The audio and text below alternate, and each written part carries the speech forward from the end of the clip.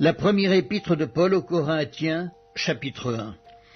Paul, appelé à être apôtre de Jésus-Christ par la volonté de Dieu, et le frère Sosthène à l'église de Dieu qui est à Corinthe, à ceux qui ont été sanctifiés en Jésus-Christ, appelés à être saints, et à tous ceux qui invoquent en quelque lieu que ce soit le nom de notre Seigneur Jésus-Christ, leur Seigneur et le nôtre, que la grâce et la paix vous soient données de la part de Dieu notre Père et du Seigneur Jésus-Christ.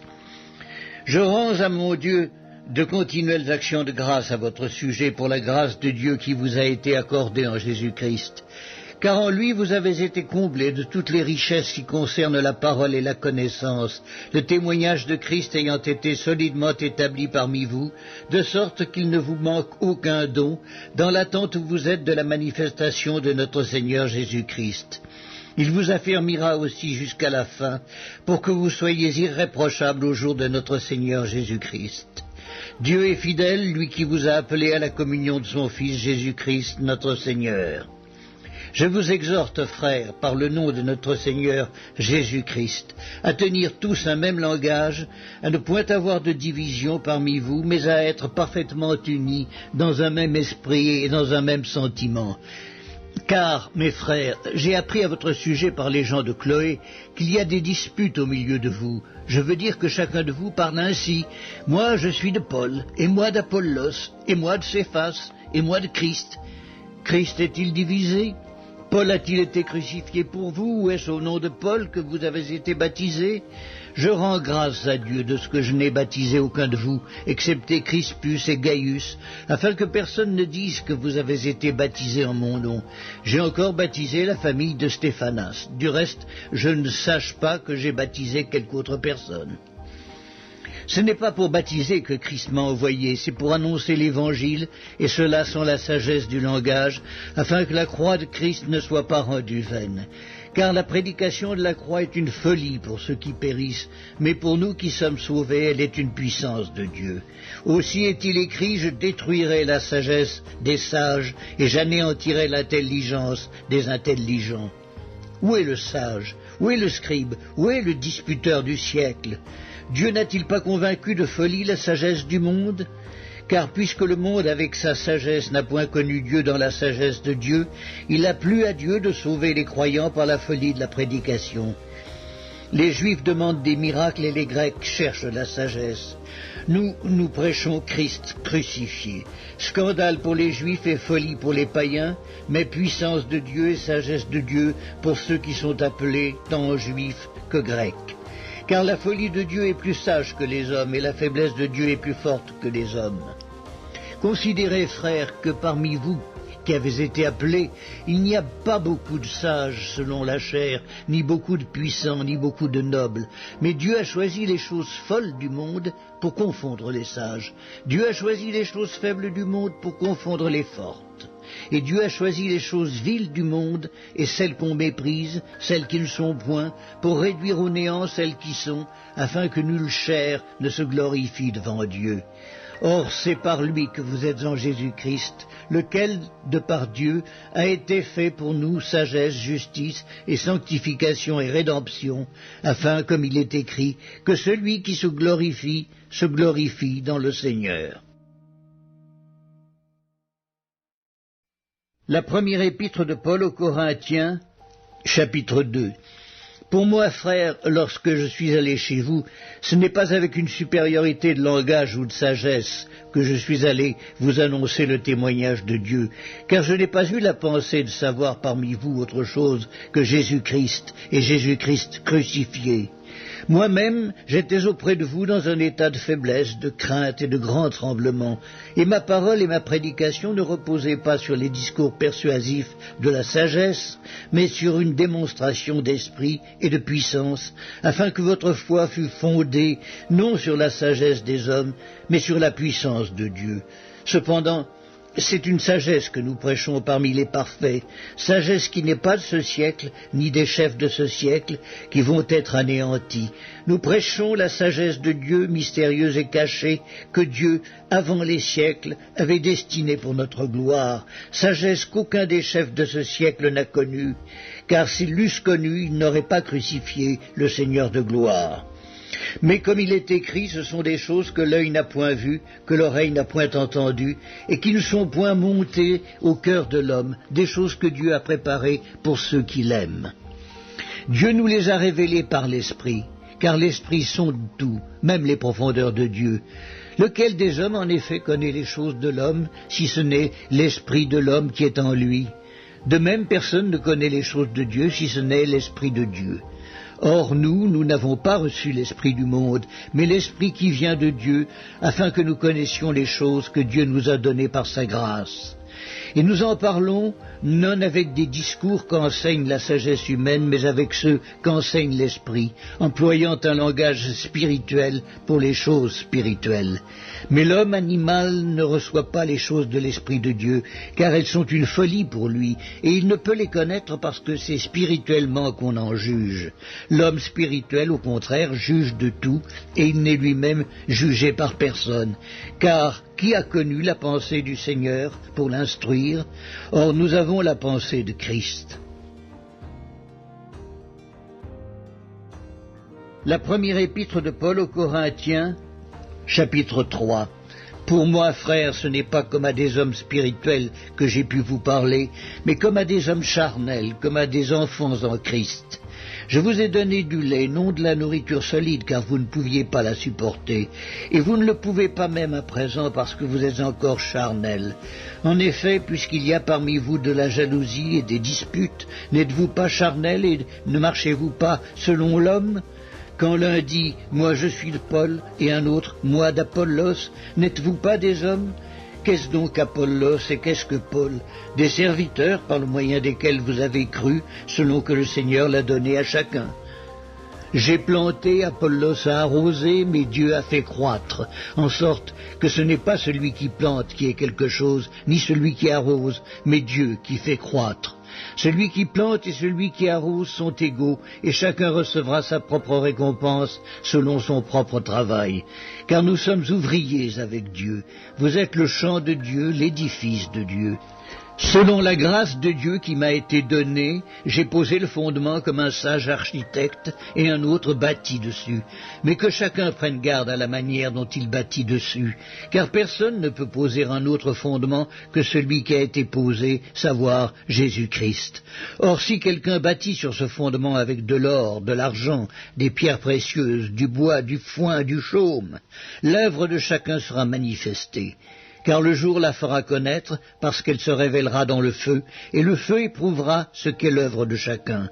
Si l'œuvre bâtie par quelqu'un sur le fondement subsiste, il recevra une récompense. Si l'œuvre de quelqu'un est consumée, il perdra sa récompense. Pour lui, il sera sauvé, mais comme au travers du feu. Ne savez-vous pas que vous êtes le temple de Dieu et que l'Esprit de Dieu habite en vous?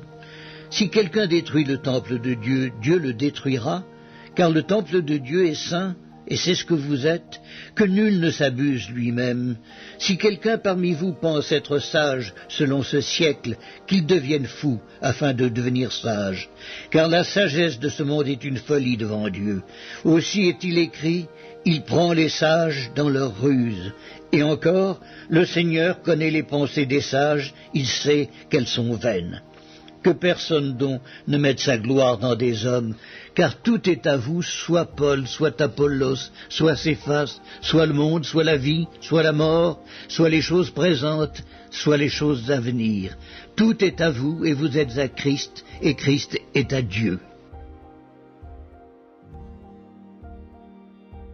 La première épître de Paul aux Corinthiens, chapitre 4. Ainsi qu'on nous regarde comme des serviteurs de Christ et des dispensateurs des mystères de Dieu. Du reste, ce qu'on demande des dispensateurs, c'est que chacun soit trouvé fidèle. Pour moi, il m'importe fort peu d'être jugé par vous ou par un tribunal humain. Je ne me juge pas non plus moi-même, car je ne me sens coupable de rien. Mais ce n'est pas pour cela que je suis justifié. Celui qui me juge, c'est le Seigneur. C'est pourquoi ne jugez de rien avant le temps, jusqu'à ce que vienne le Seigneur, qui mettra en lumière ce qui est caché dans les ténèbres, et qui manifestera les desseins des cœurs. Alors chacun recevra de Dieu la louange qui lui est due. C'est à cause de vous, frères, que j'ai fait de ces choses une application à ma personne et à celle d'Apollos, afin que vous appreniez en nos personnes à ne pas aller au-delà de ce qui est écrit, et que nul de vous ne conçoive de l'orgueil en faveur de l'un contre l'autre. Car qui est-ce qui te distingue ? Qu'as-tu que tu n'aies reçu? Et si tu l'as reçu, pourquoi te glorifies-tu comme si tu ne l'avais pas reçu? Déjà vous êtes rassasiés, déjà vous êtes riches. Sans nous, vous avez commencé à régner. Et puissiez-vous régner en effet, afin que nous aussi, nous régnions avec vous. Car Dieu, ce me semble, a fait de nous, apôtres, les derniers des hommes, des condamnés à mort en quelque sorte, puisque nous avons été en spectacle au monde, aux anges et aux hommes. Nous sommes fous à cause de Christ, mais vous, vous êtes sages en Christ. Nous sommes faibles, mais vous êtes forts. Vous êtes honorés, nous sommes méprisés. Jusqu'à cette heure, nous souffrons la faim, la soif, la nudité. Nous sommes maltraités, errants çà et là. Nous nous fatiguons à travailler de nos propres mains. Injuriés, nous bénissons. Persécutés, nous supportons. Calomniés, nous parlons avec bonté. Nous sommes devenus comme les balayures du monde, le rebut de tous, jusqu'à maintenant. Ce n'est pas pour vous faire honte que j'écris ces choses, mais je vous avertis comme mes enfants bien-aimés. Car quand vous auriez 10 000 maîtres en Dieu, vous n'avez cependant pas plusieurs pères, puisque c'est moi qui vous ai engendré en Jésus-Christ par l'Évangile. Je vous en conjure donc, soyez mes imitateurs. Pour cela, je vous ai envoyé Timothée, qui est mon enfant bien-aimé et fidèle dans le Seigneur. Il vous rappellera quelles sont mes voies en Christ, quelle est la manière dont j'enseigne partout, dans toutes les églises. Quelques-uns se sont enflés d'orgueil comme si je ne devais pas aller chez vous, mais j'irai bientôt chez vous, si c'est la volonté du Seigneur, et je connaîtrai non les paroles mais la puissance de ceux qui se sont enflés. Car le royaume de Dieu ne consiste pas en paroles mais en puissance. Que voulez-vous? Que j'aille chez vous avec une verge ou avec amour ou dans un esprit de douceur?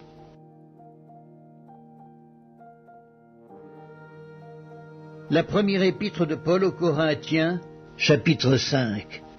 On entend dire généralement qu'il y a parmi vous de l'impudicité, et une impudicité telle qu'elle ne se rencontre pas même chez les païens. C'est au point que l'un de vous a la femme de son père, et vous êtes enflés d'orgueil, et vous n'avez pas été plutôt dans l'affliction, afin que celui qui a commis cet acte fût ôté du milieu de vous. Pour moi, absent de corps mais présent d'esprit, j'ai déjà jugé, comme si j'étais présent, celui qui a commis un tel acte. Au nom du Seigneur Jésus, vous et mon esprit étant assemblés avec la puissance de notre Seigneur Jésus, qu'un tel homme soit livré à Satan pour la destruction de la chair, afin que l'esprit soit sauvé au jour du Seigneur Jésus. C'est bien à tort que vous vous glorifiez. Ne savez-vous pas qu'un peu de levain fait lever toute la pâte ? Faites disparaître le vieux levain, afin que vous soyez une pâte nouvelle, puisque vous êtes sans levain, car Christ, notre Pâque, a été immolé. Célébrons donc la fête, non avec du vieux levain, non avec un levain de malice et de méchanceté, mais avec les pains sans levain de la pureté et de la vérité. Je vous ai écrit dans ma lettre de ne pas avoir des relations avec les impudiques, non pas d'une manière absolue avec les impudiques de ce monde, ou avec les cupides et les ravisseurs, ou avec les idolâtres, autrement il vous faudrait sortir du monde.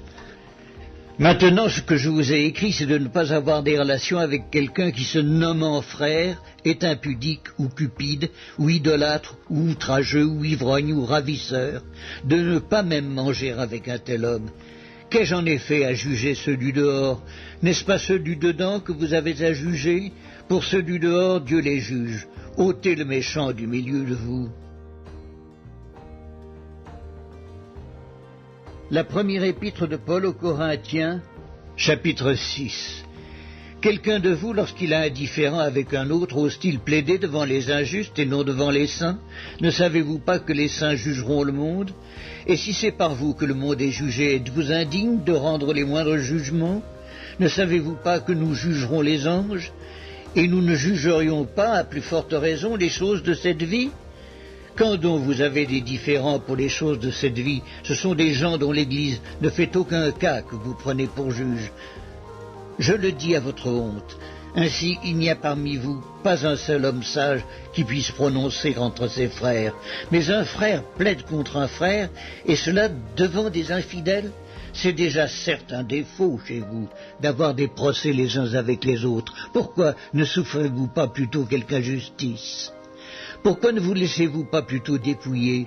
Mais c'est vous qui commettez l'injustice et qui dépouillez, et c'est envers des frères que vous agissez de la sorte.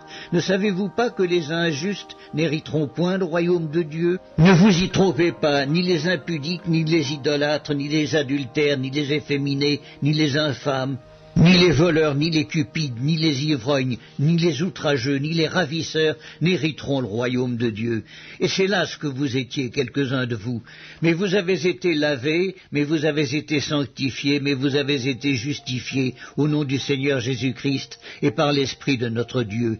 Tout m'est permis, mais tout n'est pas utile. Tout m'est permis, mais je ne me laisserai asservir par quoi que ce soit. Les aliments sont pour le ventre et le ventre pour les aliments, et Dieu détruira l'un comme les autres. Mais le corps n'est pas pour l'impudicité, il est pour le Seigneur et le Seigneur pour le corps. Et Dieu qui a ressuscité le Seigneur nous ressuscitera aussi par sa puissance. Ne savez-vous pas que vos corps sont des membres de Christ? Prendrai-je donc les membres de Christ pour en faire les membres d'une prostituée? Loin de là. Ne savez-vous pas que celui qui s'attache à la prostituée est un seul corps avec elle? Car, est-il dit, les deux deviendront une seule chair. Mais celui qui s'attache au Seigneur est avec lui un seul esprit. Fuyez l'impudicité. Quelque autre péché qu'un homme commette, ce péché est hors du corps, mais celui qui se livre à l'impudicité pêche contre son propre corps. Ne savez-vous pas que votre corps est le temple du Saint-Esprit qui est en vous, que vous avez reçu de Dieu, et que vous ne vous appartenez point à vous-même? Car vous avez été rachetés à un grand prix. Glorifiez donc Dieu dans votre corps et dans votre esprit qui appartiennent à Dieu. La première épître de Paul aux Corinthiens, chapitre 7.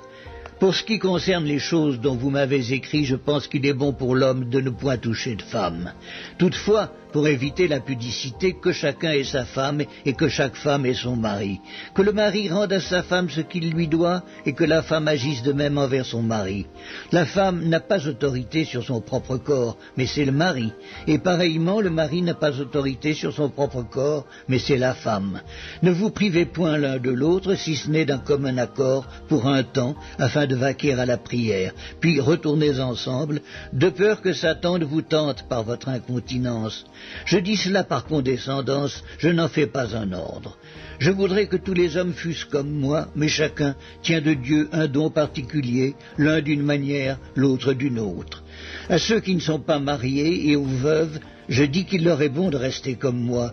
Mais s'ils manquent de continence, qu'ils se marient, car il vaut mieux se marier que de brûler. À ceux qui sont mariés, j'ordonne, non pas moi, mais le Seigneur, que la femme ne se sépare point de son mari. Si elle est séparée, qu'elle demeure sans se marier, ou qu'elle se réconcilie avec son mari, et que le mari ne répudie point sa femme. Aux autres, ce n'est pas le Seigneur, c'est moi qui dis, si un frère a une femme non croyante, et qu'elle consente à habiter avec lui, qu'il ne la répudie point. Et si une femme a un mari non croyant et qu'il consent à habiter avec elle, qu'elle ne répudie point son mari. Car le mari non croyant est sanctifié par la femme, et la femme non croyante est sanctifiée par le frère. Autrement, vos enfants seraient impurs, tandis que maintenant ils sont saints. Si le non-croyant se sépare, qu'il se sépare. Le frère ou la sœur ne sont pas liés dans ces cas-là. Dieu nous a appelés à vivre en paix. Car que sais-tu, femme, si tu sauveras ton mari, ou que sais-tu, mari, si tu sauveras ta femme?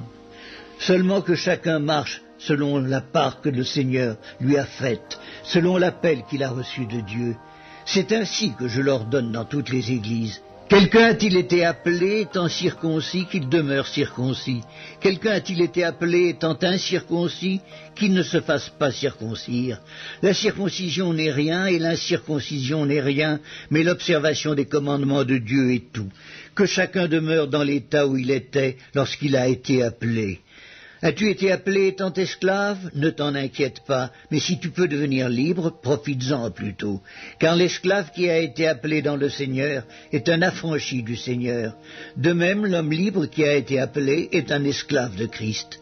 Vous avez été rachetés à un grand prix, ne devenez pas esclaves des hommes. Que chacun, frère, demeure devant Dieu dans l'état où il était lorsqu'il a été appelé. Pour ce qui est des vierges, je n'ai point d'ordre du Seigneur, mais je donne un avis comme ayant reçu du Seigneur miséricorde pour être fidèle. Voici donc ce que j'estime bon, à cause des temps difficiles qui s'approchent. Il est bon à un homme d'être ainsi. Es-tu lié à une femme? Ne cherche pas à rompre ce lien. N'es-tu pas lié à une femme? Ne cherche pas une femme. Si tu t'es marié, tu n'as point péché. Et si la Vierge s'est mariée, elle n'a point péché. Mais ces personnes auront des tribulations dans la chair, et je voudrais vous les épargner. Voici ce que je dis, frères, c'est que le temps est court, que désormais ceux qui ont des femmes soient comme n'en ayant pas, ceux qui pleurent comme ne pleurant pas, ceux qui se réjouissent comme ne se réjouissant pas, ceux qui achètent comme ne possédant pas, et ceux qui usent du monde comme n'en usant pas, car la figure de ce monde passe. Or, je voudrais que vous fussiez sans inquiétude.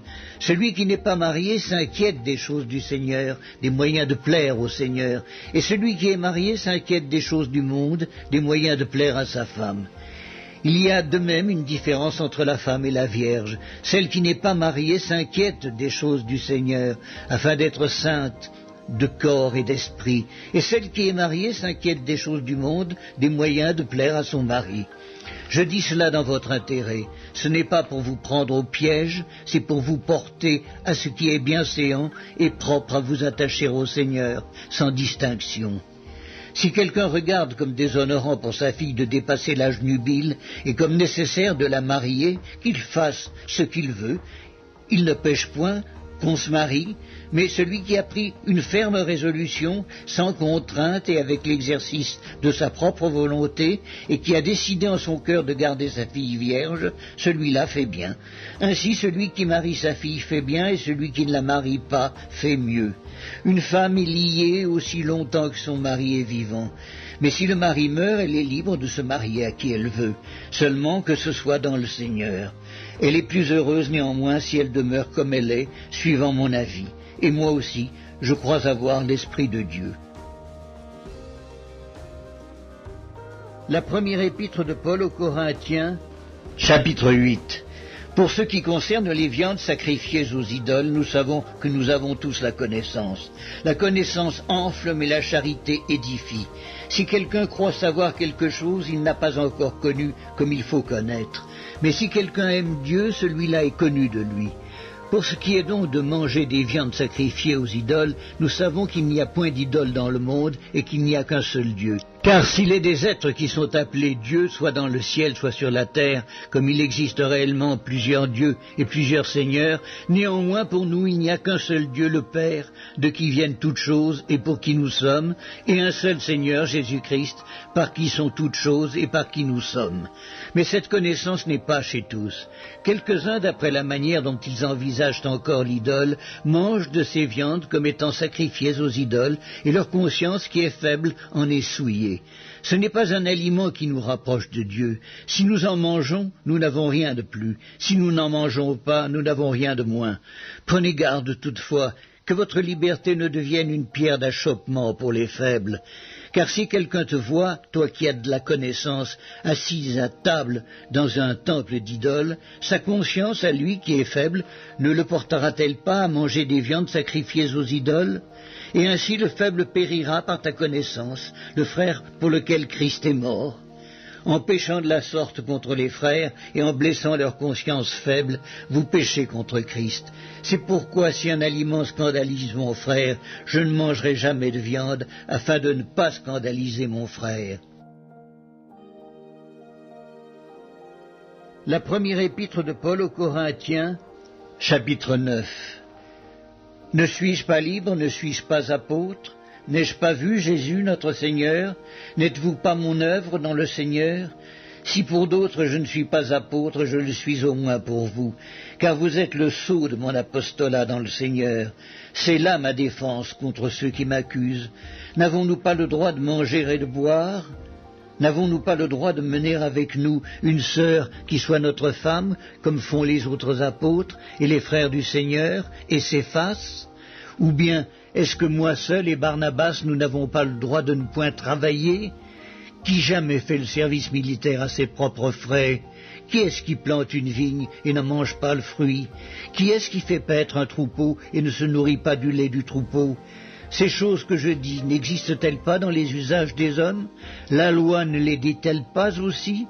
Car il est écrit dans la loi de Moïse, « Tu n'en muselleras point le bœuf quand il foule le grain. » Dieu se met-il en peine des bœufs ou parle-t-il uniquement à cause de nous? Oui, c'est à cause de nous qu'il a été écrit que celui qui laboure doit labourer avec espérance, et celui qui foule le grain fouler avec l'espérance d'y avoir part. Si nous avons semé parmi vous des biens spirituels, est-ce une grosse affaire si nous moissonnons vos biens temporels? Si d'autres jouissent de ce droit sur vous, n'est-ce pas plutôt à nous d'en jouir? Mais nous n'avons point usé de ce droit. Au contraire, nous souffrons tout, afin de ne pas créer d'obstacle à l'évangile de Christ.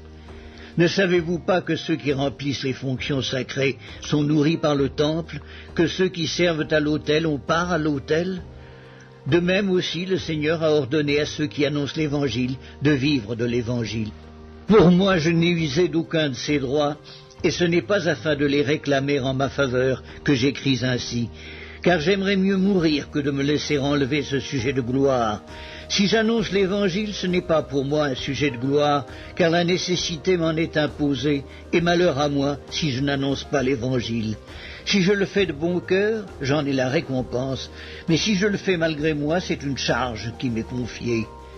Quelle est donc ma récompense? C'est d'offrir gratuitement l'Évangile que j'annonce, sans user de mon droit de prédicateur de l'Évangile. Car bien que je sois libre à l'égard de tous, je me suis rendu le serviteur de tous, afin de gagner le plus grand nombre. Avec les Juifs, j'ai été comme Juif, afin de gagner les Juifs. Avec ceux qui sont sous la loi, comme sous la loi, quoique je ne sois pas moi-même sous la loi, afin de gagner ceux qui sont sous la loi.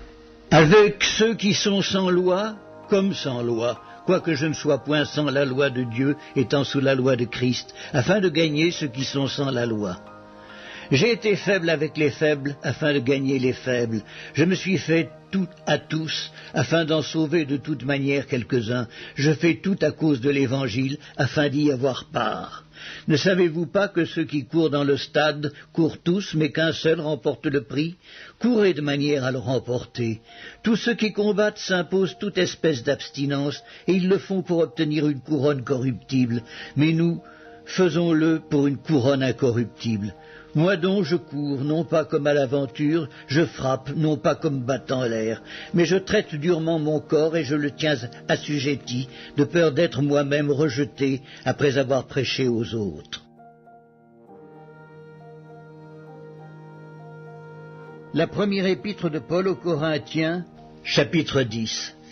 Frères, je ne veux pas que vous ignoriez que nos pères ont tous été sous la nuée, qu'ils ont tous passé au travers de la mer, qu'ils ont tous été baptisés en Moïse, dans la nuée et dans la mer, qu'ils ont tous mangé le même aliment spirituel et qu'ils ont tous bu le même breuvage spirituel, car ils buvaient à un rocher spirituel qui les suivait, et ce rocher était Christ.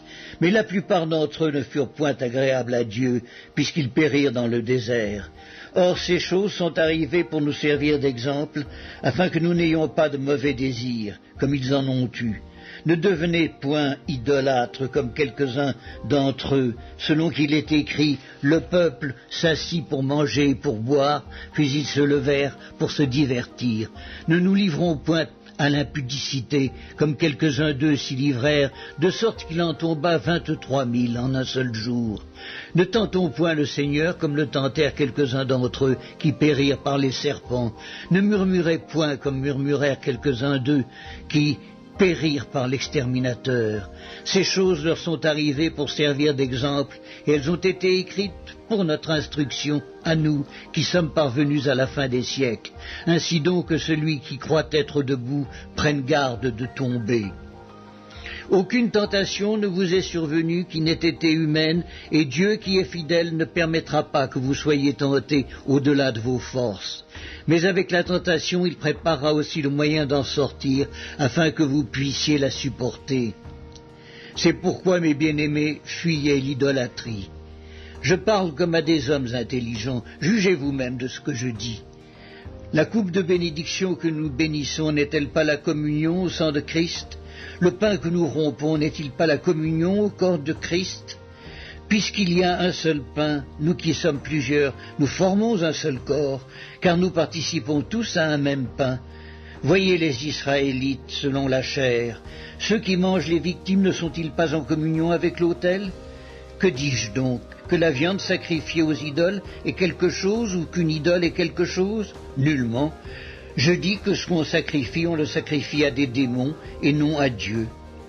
Or, je ne veux pas que vous soyez en communion avec les démons. Vous ne pouvez boire la coupe du Seigneur et la coupe des démons. Vous ne pouvez participer à la table du Seigneur et à la table des démons. Voulons-nous provoquer la jalousie du Seigneur? Sommes-nous plus forts que lui? Tout est permis, mais tout n'est pas utile. Tout est permis, mais tout n'édifie pas. Que personne ne cherche son propre intérêt, mais que chacun cherche celui d'autrui. Mangez de tout ce qui se vend au marché, sans vous enquérir de rien, par motif de conscience. Car la terre est au Seigneur et tout ce qu'elle renferme. Si un non-croyant vous invite et que vous vouliez aller, mangez de tout ce qu'on vous présentera, sans vous enquérir de rien, par motif de conscience. Mais si quelqu'un vous dit « Ceci a été offert en sacrifice », n'en mangez pas à cause de celui qui a donné l'avertissement et à cause de la conscience. Je parle ici non de votre conscience, mais de celle de l'autre. Pourquoi, en effet, ma liberté serait-elle jugée par une conscience étrangère? Si je mange avec action de grâce, pourquoi serais-je blâmé au sujet d'une chose dont je rends grâce? Soit donc que vous mangiez, soit que vous buviez, soit que vous fassiez quelque autre chose, faites tout pour la gloire de Dieu. Ne soyez en scandale ni aux Juifs, ni aux Grecs, ni à l'Église de Dieu, de la même manière que moi aussi, je m'efforce en toute chose de complaire à tous, cherchant non mon avantage, mais celui du plus grand nombre, afin qu'ils soient sauvés. La première épître de Paul aux Corinthiens, chapitre 11. Soyez mes imitateurs comme je le suis moi-même de Christ. Je vous loue de ce que vous vous souvenez de moi à tous égards et de ce que vous retenez mes instructions telles que je vous les ai données. Je veux cependant que vous sachiez que Christ est le chef de tout homme, que l'homme est le chef de la femme et que Dieu est le chef de Christ. Tout homme qui prie ou qui prophétise, la tête couverte, déshonore son chef. Toute femme, au contraire, qui prie ou qui prophétise, la tête non voilée, déshonore son chef. C'est comme si elle était rasée. Car si une femme n'est pas voilée, qu'elle se coupe aussi les cheveux. Or, s'il est honteux pour une femme d'avoir les cheveux coupés ou d'être rasée, qu'elle se voile. L'homme ne doit pas se couvrir la tête, puisqu'il est l'image et la gloire de Dieu, tandis que la femme est la gloire de l'homme. En effet, l'homme n'a pas été tiré de la femme, mais la femme a été tirée de l'homme. Et l'homme n'a pas été créé à cause de la femme, mais la femme a été créée à cause de l'homme. C'est pourquoi la femme, à cause des anges, doit avoir sur la tête une marque de l'autorité dont elle dépend. Toutefois, dans le Seigneur, la femme n'est point sans homme, ni l'homme sans la femme. Car de même que la femme a été tirée de l'homme, de même l'homme existe par la femme, et tout vient de Dieu. Jugez-en vous-même, est-il convenable qu'une femme prie Dieu sans être voilée? La nature elle-même ne vous enseigne-t-elle pas que c'est une honte pour l'homme de porter de longs cheveux, mais que c'est une gloire pour la femme d'en porter, parce que la chevelure lui a été donnée comme voile? Si quelqu'un se plaît à contester, nous n'avons pas cette habitude, non plus que les églises de Dieu.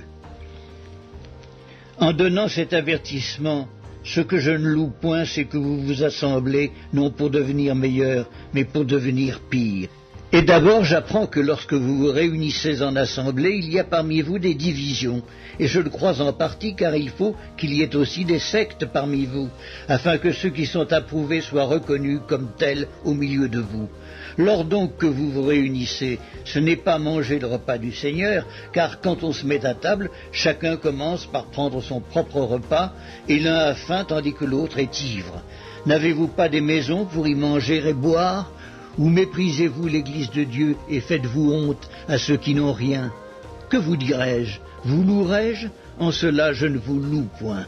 Car j'ai reçu du Seigneur ce que je vous ai enseigné, c'est que le Seigneur Jésus, dans la nuit où il fut livré, prit du pain, et après avoir rendu grâce, le rompit et dit, « Ceci est mon corps qui est rompu pour vous. Faites ceci en mémoire de moi. » De même, après avoir soupé, il prit la coupe et dit, « Cette coupe est la nouvelle alliance en mon sang. Faites ceci en mémoire de moi, toutes les fois que vous en boirez. Car toutes les fois que vous mangez ce pain et que vous buvez cette coupe, vous annoncez la mort du Seigneur jusqu'à ce qu'il vienne. C'est pourquoi celui qui mangera le pain ou boira la coupe du Seigneur indignement sera coupable envers le corps et le sang du Seigneur. Que chacun donc s'éprouve soi-même et qu'ainsi il mange du pain et boive la coupe. Car celui qui mange et boit sans discerner le corps du Seigneur mange et boit un jugement contre lui-même. C'est pour cela qu'il y a parmi vous beaucoup d'infirmes et de malades, et qu'un grand nombre sont morts. Si nous nous jugions nous-mêmes, nous ne serions pas jugés. Mais quand nous sommes jugés, nous sommes châtiés par le Seigneur, afin que nous ne soyons pas condamnés avec le monde. Ainsi, mes frères, lorsque vous vous réunissez pour le repas, attendez-vous les uns les autres. Si quelqu'un a faim, qu'il mange chez lui, afin que vous ne vous réunissiez pas pour attirer un jugement sur vous. Je réglerai les autres choses quand je serai arrivé. La première épître de Paul aux Corinthiens, chapitre 12. Pour ce qui concerne les dons spirituels, je ne veux pas, frères, que vous soyez dans l'ignorance. Vous savez que lorsque vous étiez païens, vous vous laissiez entraîner vers les idoles muettes, selon que vous étiez conduits. C'est pourquoi je vous déclare que nul, s'il parle par l'Esprit de Dieu, ne dit « Jésus est anathème » et que nul ne peut dire « Jésus est le Seigneur » si ce n'est par le Saint-Esprit. Il y a diversité de dons, mais le même Esprit, diversité de ministères, mais le même Seigneur, diversité d'opérations, mais le même Dieu qui opère tout en tous. Or, à chacun la manifestation de l'Esprit est donnée pour l'utilité commune.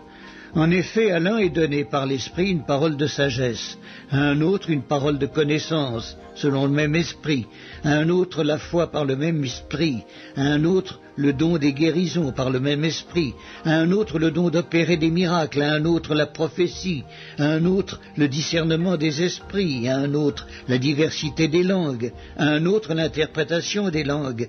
Un seul et même Esprit opère toutes ces choses, les distribuant à chacun en particulier comme il veut.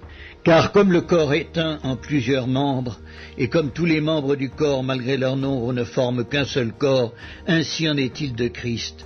Nous avons tous en effet été baptisés dans un seul esprit pour former un seul corps, soit juifs, soit grecs, soit esclaves, soit libres, et nous avons tous été abreuvés d'un seul esprit. Ainsi le corps n'est pas un seul membre, mais il est formé de plusieurs membres. Si le pied disait « Parce que je ne suis pas une main, je ne suis pas du corps », ne serait-il pas du corps pour cela? Et si l'oreille disait « Parce que je ne suis pas un œil, je ne suis pas du corps », ne serait-elle pas du corps pour cela? Si tout le corps était œil, où serait l'ouïe? S'il était tout ouïe, où serait l'odorat? Maintenant Dieu a placé chacun des membres dans le corps comme il l'a voulu. Si tous étaient un seul membre, où serait le corps? Maintenant donc il y a plusieurs membres et un seul corps. L'œil ne peut pas dire à la main « Je n'ai pas besoin de toi », ni la tête dire aux pieds « Je n'ai pas besoin de vous ». Mais bien plutôt les membres du corps qui paraissent être les plus faibles sont nécessaires, et ceux que nous estimons être les moins honorables du corps, nous les entourons d'un plus grand honneur. Ainsi nos membres les moins honnêtes reçoivent le plus d'honneur, tandis que ceux qui sont honnêtes n'en ont point besoin. Dieu a disposé le corps de manière à donner plus d'honneur à ce qui en manquait, afin qu'il n'y ait pas de division dans le corps, mais que les membres aient également soin les uns des autres. Et si un membre souffre, tous les membres souffrent avec lui. Si un membre est honoré, tous les membres se réjouissent avec lui. Vous êtes le corps de Christ et vous êtes ses membres, chacun pour sa part. Et Dieu a établi dans l'Église premièrement des apôtres, secondement des prophètes, troisièmement des docteurs, ensuite ceux qui ont le don des miracles, puis ceux qui ont les dons de guérir, de secourir, de gouverner, de parler diverses langues. Tous sont-ils apôtres? Tous sont-ils prophètes? Tous sont-ils docteurs? Tous ont-ils le don des miracles? Tous ont-ils le don des guérisons? Tous parlent-ils en langue? Tous interprètent-ils? Aspirez aux dons les meilleurs, et je vais encore vous montrer une voie par excellence. La première épître de Paul aux Corinthiens, chapitre 13. Quand je parlerai les langues des hommes et des anges, si je n'ai pas la charité, je suis un airain qui résonne ou une cymbale qui retentit. Et quand j'aurai le don de prophétie, la science de tous les mystères et de toute la connaissance, quand j'aurai même toute la foi jusqu'à transporter des montagnes, si je n'ai pas la charité, je ne suis rien. Et quand je distribuerai tous mes biens pour la nourriture des pauvres, quand je livrerai même mon corps pour être brûlé, si je n'ai pas la charité, cela ne me sert de rien. La charité est patiente, elle est pleine de bonté. La charité n'est point envieuse. La charité ne se vante point, elle ne s'enfle point d'orgueil. Elle ne fait rien de malhonnête, elle ne cherche point son intérêt. Elle ne s'irrite point, elle ne soupçonne point le mal. Elle ne se réjouit point de l'injustice, mais elle se réjouit de la vérité. Elle excuse tout, elle croit tout, elle espère tout, elle supporte tout. La charité ne périt jamais. Les prophéties prendront fin, les langues cesseront, la connaissance disparaîtra. Car nous connaissons en partie, nous prophétisons en partie. Mais quand ce qui est parfait sera venu, ce qui est partiel disparaîtra. Lorsque j'étais enfant, je parlais comme un enfant, je pensais comme un enfant, je raisonnais comme un enfant. Lorsque je suis devenu homme, j'ai fait disparaître ce qui était de l'enfant. Aujourd'hui, nous voyons au moyen d'un miroir, d'une manière obscure, mais alors nous verrons face à face. Aujourd'hui, je connais en partie, mais alors je connaîtrai comme j'ai été connu. Maintenant donc, ces trois choses demeurent, la foi, l'espérance, la charité. Mais la plus grande de ces choses, c'est la charité. La première épître de Paul aux Corinthiens, chapitre 14. Recherchez la charité, aspirez aussi au don spirituel, mais surtout à celui de prophétie. En effet, celui qui parle en langue ne parle pas aux hommes, mais à Dieu, car personne ne le comprend, et c'est en esprit qu'il dit des mystères. Celui qui prophétise, au contraire, parle aux hommes, les édifie, les exhorte, les console. Celui qui parle en langue s'édifie lui-même, celui qui prophétise édifie l'Église. Je désire que vous parliez tous en langue, mais encore plus que vous prophétisiez. Celui qui prophétise est plus grand que celui qui parle en langue, à moins que ce dernier n'interprète, pour que l'Église en reçoive de l'édification. Et maintenant, frères, de quelle utilité vous serais-je si je venais à vous parlant en langue, et si je ne vous parlais pas par révélation, ou par connaissance, ou par prophétie, ou par doctrine? Si les objets inanimés qui rendent un son comme une flûte ou une harpe ne rendent pas des sons distincts, comment reconnaîtra-t-on ce qui est joué sur la flûte ou sur la harpe? Et si la trompette rend un son confus, qui se préparera au combat? De même vous, si par la langue vous ne donnez pas une parole distincte, comment saura-t-on ce que vous dites, car vous parlerez en l'air? Quelque nombreuses que puissent être dans le monde les diverses langues, il n'en est aucune qui ne soit une langue. Si donc je ne connais pas le sens de la langue, je serai un barbare pour celui qui parle, et celui qui parle sera un barbare pour moi. De même vous, puisque vous aspirez au don spirituel, que ce soit pour l'édification de l'Église, que vous cherchiez à en posséder abondamment. C'est pourquoi que celui qui parle en langue prie pour avoir le don d'interpréter, car si je prie en langue, mon esprit est en prière, mais mon intelligence demeure stérile. Que faire donc? Je prierai par l'esprit, mais je prierai aussi avec l'intelligence. Je chanterai par l'esprit, mais je chanterai aussi avec l'intelligence. Autrement, si tu rends grâce par l'esprit, comment celui qui est dans les rangs de l'homme du peuple répondra-t-il Amen à ton action de grâce, puisqu'il ne sait pas ce que tu dis? Tu rends, il est vrai, d'excellentes actions de grâce, mais l'autre n'est pas édifié. Je rends grâce à Dieu de ce que je parle en langue plus que vous tous. Mais dans l'Église, j'aime mieux dire saint parole avec mon intelligence, afin d'instruire aussi les autres, que 10 000 paroles en langue. Frères, ne soyez pas des enfants sous le rapport du jugement, mais pour la malice soyez enfants, et à l'égard du jugement soyez des hommes faits. Il est écrit dans la loi, c'est par des hommes d'une autre langue et par des lèvres d'étrangers que je parlerai à ce peuple, et ils ne m'écouteront pas même ainsi, dit le Seigneur. Par conséquent, les langues sont un signe, non pour les croyants, mais pour les non-croyants. La prophétie, au contraire, est un signe, non pour les non-croyants, mais pour les croyants. Si donc, dans une assemblée de l'Église entière, tous parlent en langue, et qu'il survienne des hommes du peuple ou des non-croyants, ne diront-ils pas que vous êtes fous?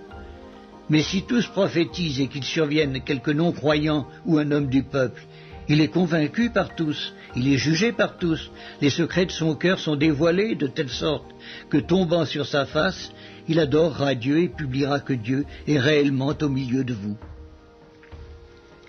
Que faire donc, frères?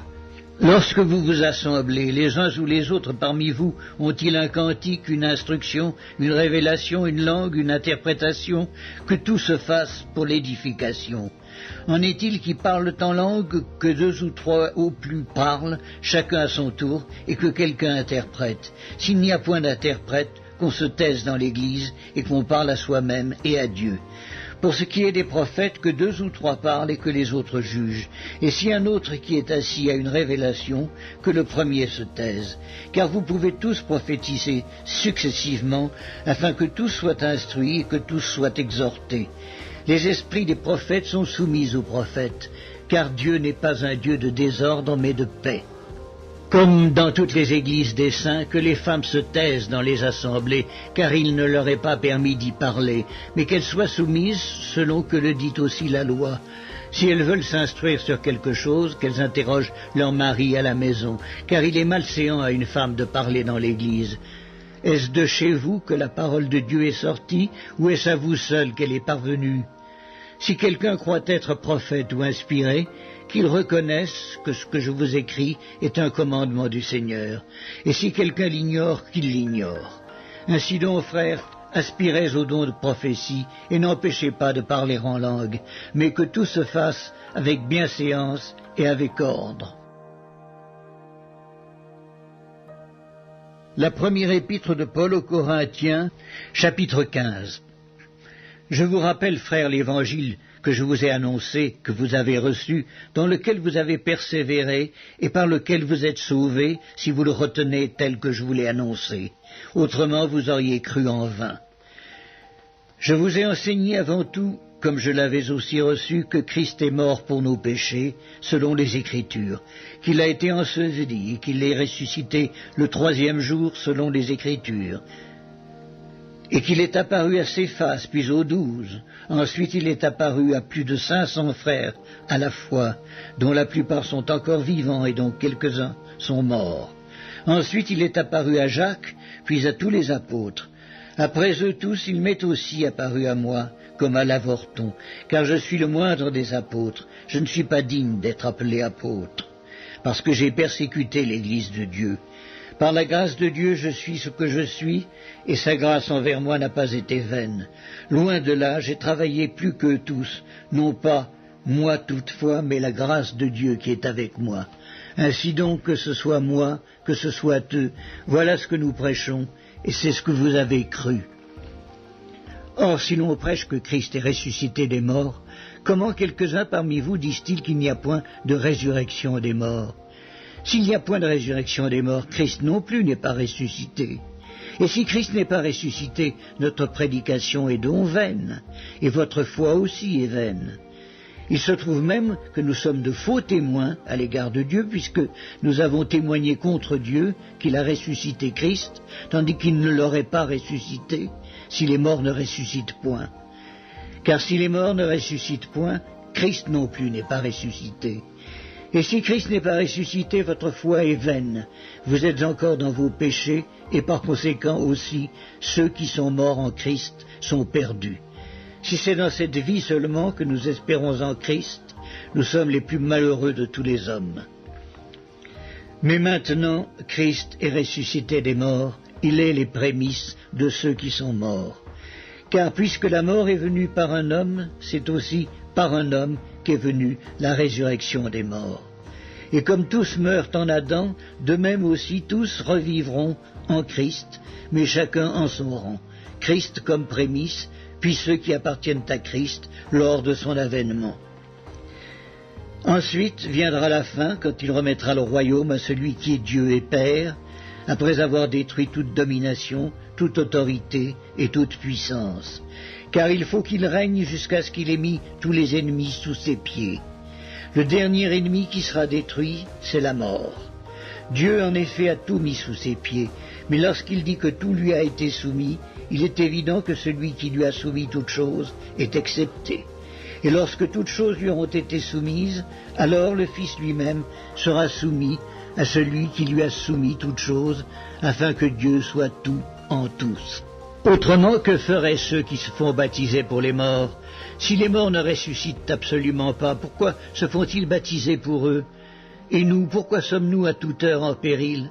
Chaque jour je suis exposé à la mort, je l'atteste, frères, par la gloire dont vous êtes pour moi le sujet, en Jésus-Christ notre Seigneur. Si c'est dans des vues humaines que j'ai combattu contre les bêtes à Éphèse, quel avantage m'en revient-il? Si les morts ne ressuscitent pas, mangeons et buvons, car demain nous mourrons. Ne vous y trompez pas, les mauvaises compagnies corrompent les bonnes mœurs. Revenez à vous-même comme il est convenable et ne péchez point, car quelques-uns ne connaissent pas Dieu, je le dis, à votre honte. Mais quelqu'un dira, comment les morts ressuscitent-ils et avec quel corps viennent-ils? Insensé, ce que tu sèmes ne reprend point vie s'il ne meurt. Et ce que tu sèmes, ce n'est pas le corps qui naîtra, c'est un simple grain, de blé peut-être, ou de quelque autre semence. Puis Dieu lui donne un corps comme il lui plaît, et à chaque semence, il donne un corps qui lui est propre. Toute chair n'est pas la même chair, mais autre est la chair des hommes, autre celle des quadrupèdes, autre celle des oiseaux, autre celle des poissons. Il y a aussi des corps célestes et des corps terrestres, mais autre est l'éclat des corps célestes, autre celui des corps terrestres. Autre est l'éclat du soleil, autre l'éclat de la lune, et autre l'éclat des étoiles. Même une étoile diffère en éclat d'une autre étoile. Ainsi en est-il de la résurrection des morts. Le corps est semé corruptible, il ressuscite incorruptible. Il est semé méprisable, il ressuscite glorieux. Il est semé infirme, il ressuscite plein de force. Il est semé corps animal, il ressuscite corps spirituel. S'il y a un corps animal, il y a aussi un corps spirituel. C'est pourquoi il est écrit, le premier homme, Adam, devint une âme vivante. Le dernier Adam est devenu un esprit vivifiant. Mais ce qui est spirituel n'est pas le premier, c'est ce qui est animal. Ce qui est spirituel vient ensuite. Le premier homme tiré de la terre est terrestre, le second homme est du ciel. Tel est le terrestre, tels sont aussi les terrestres, et tel est le céleste, tels sont aussi les célestes. Et de même que nous avons porté l'image du terrestre, nous porterons aussi l'image du céleste. Ce que je dis, frères, c'est que la chair et le sang ne peuvent hériter le royaume de Dieu, et que la corruption n'hérite pas l'incorruptibilité. Voici, je vous dis un mystère, nous ne mourrons pas tous, mais tous nous serons changés en un instant, en un clin d'œil, à la dernière trompette. La trompette sonnera et les morts ressusciteront incorruptibles, et nous serons changés. Car il faut que ce corps corruptible revête l'incorruptibilité, et que ce corps mortel revête l'immortalité. Lorsque ce corps corruptible aura revêtu l'incorruptibilité, et que ce corps mortel aura revêtu l'immortalité, alors s'accomplira la parole qui est écrite. La mort a été engloutie dans la victoire. Ô mort, où est ta victoire? Ô mort, où est ton aiguillon? L'aiguillon de la mort, c'est le péché, et la puissance du péché, c'est la loi. Mais grâce soit rendue à Dieu qui nous donne la victoire par notre Seigneur Jésus-Christ. Ainsi, mes frères bien-aimés, soyez fermes, inébranlables, travaillant de mieux en mieux à l'œuvre du Seigneur, sachant que votre travail ne sera pas vain dans le Seigneur. La première épître de Paul aux Corinthiens, chapitre 16. Pour ce qui concerne la collecte en faveur des saints, agissez vous aussi comme je l'ai ordonné aux églises de la Galatie.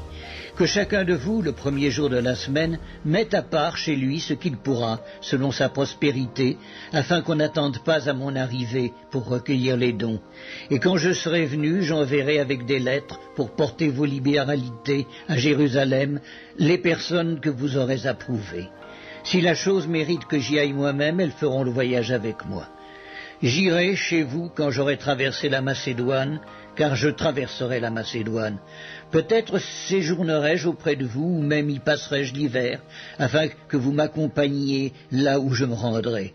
Je ne veux pas cette fois vous voir en passant, mais j'espère demeurer quelque temps auprès de vous, si le Seigneur le permet. Je resterai néanmoins à Éphèse jusqu'à la Pentecôte, car une porte grande et d'un accès efficace m'est ouverte, et les adversaires sont nombreux. Si Timothée arrive, faites en sorte qu'il soit sans crainte parmi vous, car il travaille comme moi à l'œuvre du Seigneur. Que personne donc ne le méprise, accompagnez-le en paix, afin qu'il vienne vers moi, car je l'attends avec les frères. Pour ce qui est du frère Apollos, je l'ai beaucoup exhorté à se rendre chez vous, mais ce n'était décidément pas sa volonté de le faire maintenant. Il partira quand il en aura l'occasion. Veillez, demeurez fermes dans la foi, soyez des hommes, fortifiez-vous, que tout ce que vous faites se fasse avec charité. Encore une recommandation que je vous adresse, frères. Vous savez que la famille de Stéphanas est les prémices de l'Achaïe, et qu'elle s'est dévouée au service des saints. Ayez de la déférence pour de tels hommes, et pour tous ceux qui travaillent à la même œuvre. Je me réjouis de la présence de Stéphanas, de Fortunatus et d'Achaïcus. Ils ont suppléé à votre absence, car ils ont tranquillisé mon esprit et le vôtre. Sachez donc apprécier de tels hommes. Les églises d'Asie vous saluent. Aquilas et Priscille, avec l'église qui est dans leur maison, vous saluent beaucoup dans le Seigneur. Tous les frères vous saluent. Saluez-vous les uns les autres par un saint baiser. Je vous salue, moi, Paul, de ma propre main. Si quelqu'un n'aime pas le Seigneur, qu'il soit anathème. Maranatha. Que la grâce du Seigneur Jésus soit avec vous. Mon amour est avec vous tous, en Jésus-Christ.